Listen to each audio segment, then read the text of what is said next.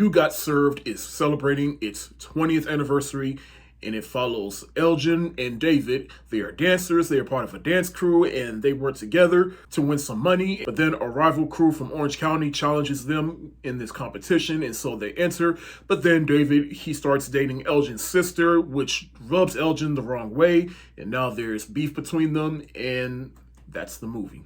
Now, I remember watching this 20 years ago. I thought it was okay, but it was panned by critics. But then over the years, it's also gained a following within Black culture. But then I also remember this movie capitalizing off the success of then boy band B2K, and with Marcus Houston, who y'all may know played Roger in Sister Sister. And he was also part of the 90s R&B group Immature. But how do I feel watching this movie 20 years later with adult eyes?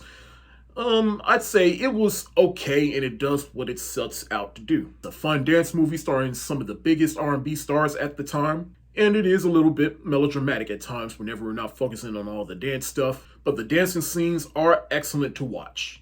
I mean, this movie is filled with dancers, so I would expect for them to come correct with the dancing at least. But this movie mostly highlights the brotherhood between Elgin and David and how that got fractured once David started dating his sister. And I will definitely get into that a bit because it's definitely problematic. In fact, I feel like really you got the villain, but these two are the actual villains. In fact, I'll say there's really two ways you can look at this movie. And I'll tell you what the first way is, and I'll tell you what the second one is in a little bit. But the first way you can look at this movie is it's basically you have the rival crew who is a bunch of spoiled white kids, and they're trying to cultural appropriate the Black culture. And they lose and win. But then by the end of the movie, the Black team wins. That's basically how I look at it. But let's talk about the cast. You know, you got Marcus Houston and Omarion. Marcus Houston, he's a good R&B singer in his own right, but then you got Omarion, who is the head of B2K, and then he got his own solo career, and he's made songs that I've liked. But like I said, this movie is about how this friendship is fractured when David starts dating his sister. And look, on one hand, I can understand David, you know, you see your boy's younger sister, and last time you saw her, she was probably still developing, but then you see her years later, and then it's just like, holy shit.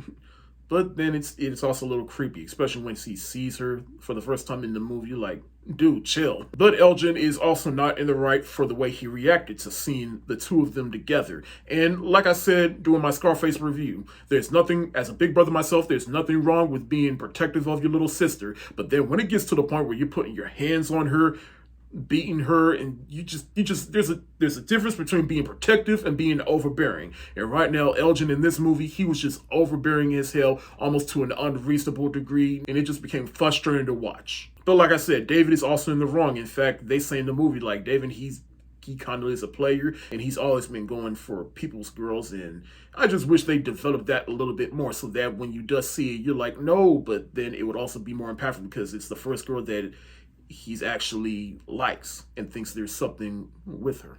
But all the other casts, there's really no development. I mean, the other members of B2K, you got Raz B, and they're really just side characters. The movie is mainly about Marcus Houston and Omarion. But then you got Jennifer Freeman, who is the oldest daughter in My Wife and Kids, and she replaced the first daughter. And really not much to her character. In fact, she's probably the reason, well, we know she's the reason that set off this whole rift between the two friends. But she's the one that told David to stop answering the phone. She turned her phone off. And then when he's out making a drug delivery, and then he gets hurt, and then they find out what happened. And it's like, you kind of have a part to play in this. Megan Good is in this movie, named Beautiful with 2 L's at the end. And look, I love me some Megan Good, but thank God she has moved past this phase in her career. Steve Harvey is in this movie, and I'm not gonna knock on him, especially after Cat Williams, but he was fine in this movie. He was the adult mentor that this movie needed and to basically stir the two brothers in the right direction. You got the leader of the rival white crew, and I've seen him in other things here and there, but he has one of my favorite lines in the movie, though, that also comes back at the end, but it was even more funnier here. You're just mad. Because tonight, you suckers got served. His friend is played by Robert Hoffman, who I saw in Step Up 2, and then he was a cast member on the old days of Wild 'N Out.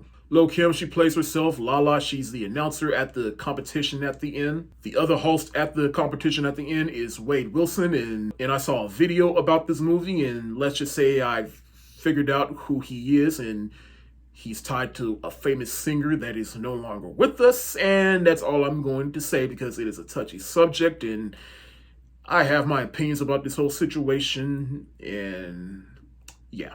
This movie also gives us a sister-sister reunion, because I mentioned Marcus Houston. He played Roger on that show, but then we also got Jackie Harry, who was the mom on that show. The grandma in this movie, she had one of my favorite scenes, and it's after when Elgin, he figures out what's going on between his sister and Elgin, and then his grandmother gets on him for putting his hands on her, and she calls him out by his full government name, and I remember that scene more than anything. Like, you can mess with a lot of things, but you don't mess with grandma. But also like the death of the kid that one of the other dancers is mentoring, and once he gets killed and and everybody realizes how basically this rift between the two friends is affecting everybody, and if they had got along, maybe the kid would have still been there and wouldn't have gotten shot. And not to put that on them, but at the same time, it's basically like, let's do this for Lil Saint.